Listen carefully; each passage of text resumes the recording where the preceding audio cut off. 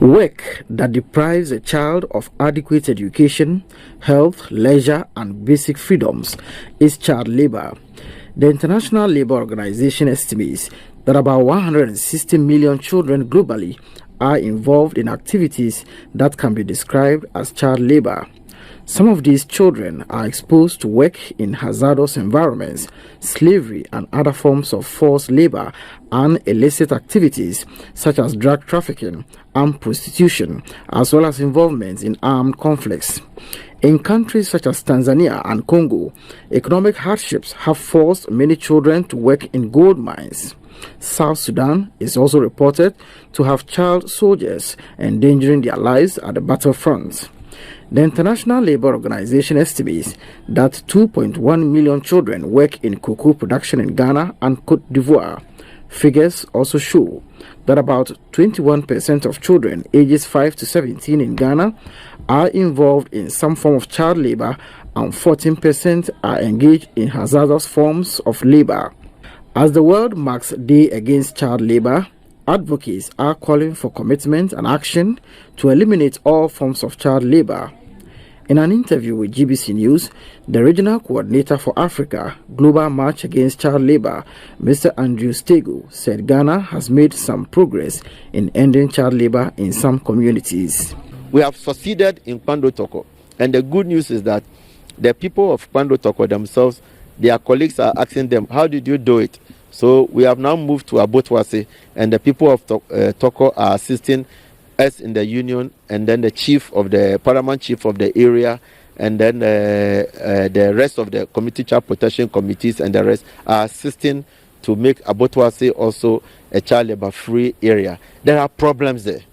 One problem is that they have about 7 market days in the month, and the 7 market days, speaking to the chief, the children themselves, when the market day is coming, or on the market day, they declare the market day free.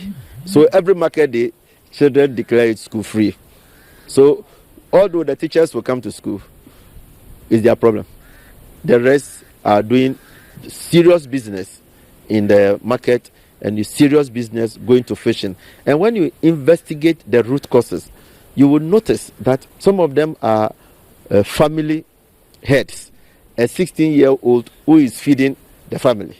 So we have some who are real problems and they are hinged on poverty. Some of them too are just peer pressure that everybody is going. We have also come to a village called Aveme, and these are areas where we are extending child labor free zones to. Mr. Tego is optimistic that by 2025 Ghana will be a child labor free country. Looking at the numbers, looking at the facilities, looking at the actions, we all see that although we are very optimistic to be working towards that time, by that time we will not have all our children back to school or out of child labor. But what we are going to have that we can be proud of is we are going to have the systems in place to address the child labor. We will have the National Plan of Action, we will have the improvement of the Children's Act, we will have communities that are beginning to talk about child labor, we will have a general move away from denial to acceptance, and a journey of 1,000 miles begins with a step. And I believe Ghana have taken about 100 steps, but we haven't gotten to 1,000 yet. So let's join our hands, and with the trade union, with the government, with all of us, we can get to a child labor free country. The 12th of June each year is marked as International Day Against Child Labor. This year's celebration is on the theme, Eliminating Child Labor, Let's Act Now and Fast.